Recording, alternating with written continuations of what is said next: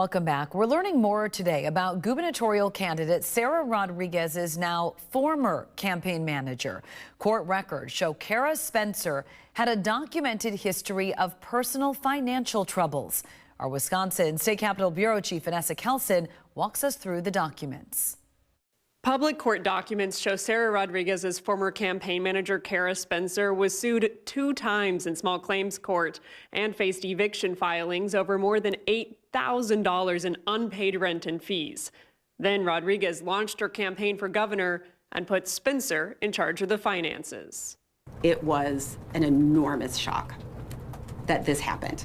Rodriguez says her campaign has hundreds of thousands of dollars less than expected after Spencer filed inaccurate and incomplete campaign finance reports.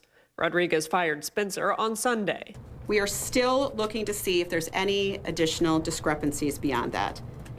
But those learnings were enough to know that my manager needed to be fired. When I asked if Rodriguez knew about Spencer's financial troubles before using her to manage money, a campaign official says Sara was told she was having challenges with her landlord regarding repairs to her apartment, but that it was getting resolved.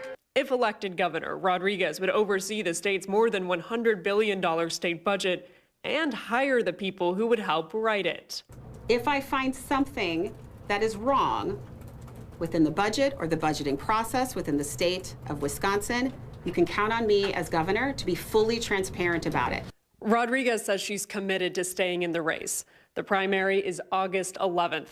5 Democrats and 2 Republicans will compete to represent their parties in the general election in November. From the Wisconsin State Capitol, Vanessa Kelson.